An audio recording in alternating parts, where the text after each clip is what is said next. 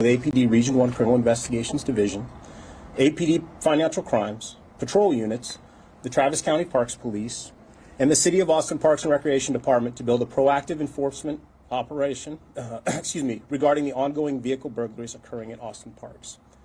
The goal of the operation was to target known offenders of these crimes in an effort to reduce the number of incidents. As a result of these efforts, 12 arrests were made for offenses varying from engaging in organized criminal activity, credit card abuse, failure to identify, request to apprehend, burglary of a vehicle, and driving without a license. The individuals arrested have been identified as Deshauna Penson, Jayana Smith, Rakisha Thompson, Natayla Jackson, Destiny Thomas, and Artrell Vincent. Additional arrests were made twice for Harmony White, Heaven Carter, and Jamila Westmoreland. As a result of these arrests, we have not only identified and arrested repeat offenders, but we have recovered stolen property from many of the victims involved in these senseless crimes, including but not limited to bank cards, purses, wallets, and other personal property. The investigation has been and continues to be a complex and collaborative effort with many moving parts and many units involved as we continue to identify the suspects involved. This continues to be an ongoing investigation with additional arrests and charges pending and forthcoming. APD would like criminals from causing harm to those in our community who are simply trying to enjoy Austin's beautiful parks. The TIPS community have been used to help us in making arrests, and we want to express our gratitude to those who have come forward to assist us in our investigation. With the spring festival season approaching, APD reminds the community to be vigilant in keeping yourself and your belongings safe. APD would like to share some tips to avoid becoming a victim of vehicle burglaries.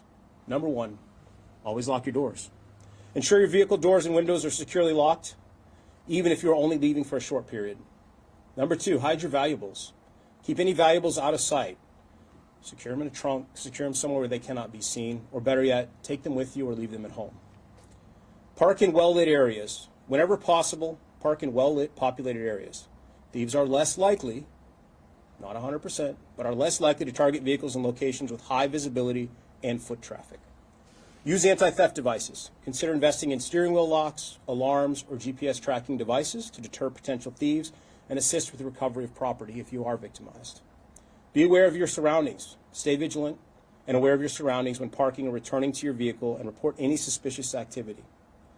6, install a duck cam. Find a camera that can record when a vehicle is parked and off, or has sensors that can detect motion or impact near the vehicle. Having video evidence of a potential suspect can help detectives in solving your case. Anyone with information may submit your tip anonymously through Capital Area Crime Stoppers Program by visiting austincrimestoppers.org or calling 512-472-8477. If you are a victim of a crime that is currently happening or you're witnessing a crime in progress, please call 911. If you need to report a crime that is no longer active and occurred in the past, please call 311 or use austinireport.com to file an online report. At this point, I'm happy to answer any questions that you may have. You want to confirm the APD release we received this morning said 11 arrests, and you're saying 12? 12, because one of them was twice. One more was twice. This isn't anything new, having these break-ins at the parks. I guess for this operation, why now? What resources went into this?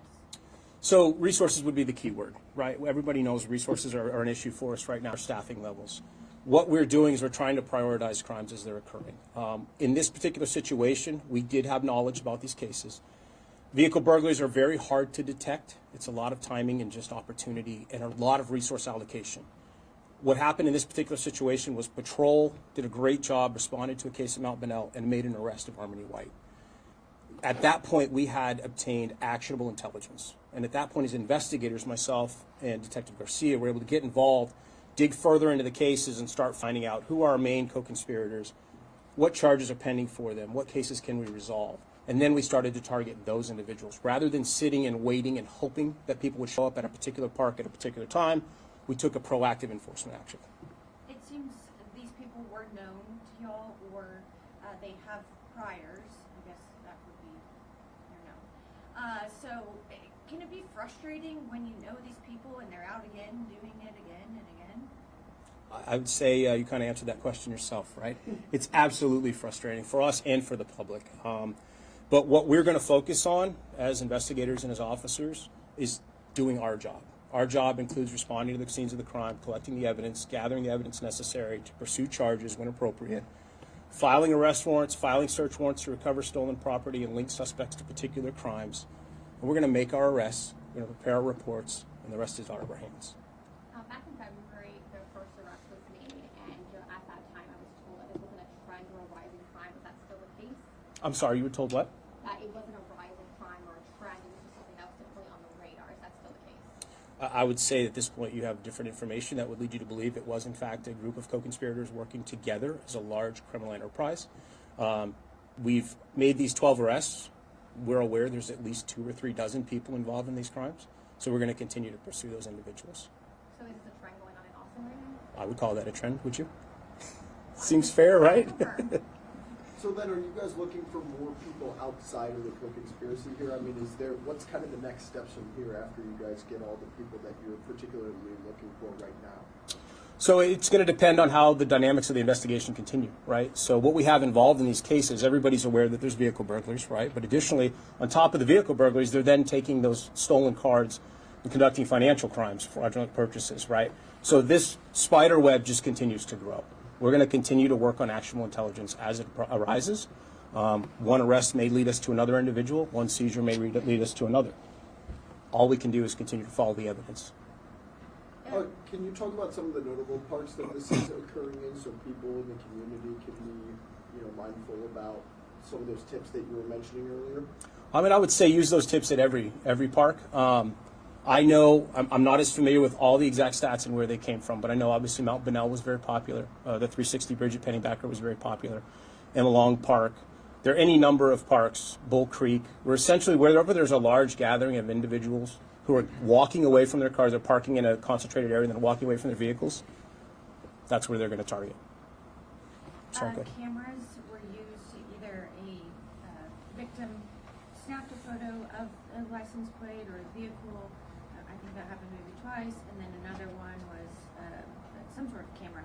Talk to me about how cameras can maybe be utilized to help catch these people. Technology is a huge aid, right? And it's something that we are struggling, we're a little behind the curve on, I guess. What we know is that the use of technology helps us to identify, like you said, the vehicles, the suspects. We know these suspects were using multiple vehicles at different locations at varying times a day. Again, there wasn't a set pattern. We were able to utilize information from our Flock LPR system, which was a great asset. We had individuals who had dash cams in their vehicles, so when they were burglarized, the suspects were actually captured inside the vehicle. We had witnesses and victims who grabbed photos very quickly as the suspects were fleeing in a vehicle. All of that information was helpful in the investigation. Have we seen since this arrest, I know it's fairly soon, but that the break-ins have gone down at all? I don't know yet the ultimate response. Part of the reason for doing this press conference is making sure that we're getting it out there so the public knows that we're out there taking these efforts, as do the suspects, right? There needs to be some accountability to be like, hey, this is no longer a free-for-all. Somebody's watching us, and that's what we intend to do. Do you guys have any plans moving forward for how you want to increase security in these parks? I don't have a specific answer to that. I can tell you that it's one of the things that we're doing is making sure that we educate our patrol officers. Like I said, a couple of these arrests were responses from heads-up patrol officers who were familiar with the cases, who were familiar with the suspects and the vehicles. So when they responded to the area and they saw a known suspect vehicle in the area, conducted a traffic stop, recovered stolen property, arrested those individuals. So education on our interior is important, making sure our people know what signs to look for, and then education of the public, right? We've had a couple of these cases that were resolved because someone was aware and they saw someone else doing something and said, hey, I need to call. That I know what's about to happen here. There'll be one more question. How long has this been going on? Because we've been doing burglaries and park stories for quite a while. How long has this particular group been in operation, do you think? From my understanding, we're looking at a couple of years that this particular group has been involved in various participation, right? Again, a group of people gets together, they start working together, they have a fallout, these 3 splinter off, they bring in 4 more friends, they go off and start running their spree. On this side, you have like these splinter groups, but they all know There's money to be made in this particular crime, so they're going to continue to do it. Again, it's no different than our shoplifting groups, right? There's money to be made. People are going to victimize others. Great, thanks, guys. We'll do a quick switch out for Spanish. Thanks, y'all. If you don't need to stay for Spanish, you can go ahead and head out. We'll start Spanish in about 5 minutes with the diversity here, so we give people who need to leave a chance to. Thank you all. Thank you.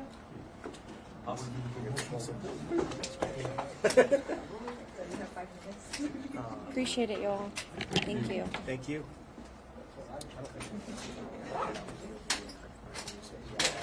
See you, bye. The full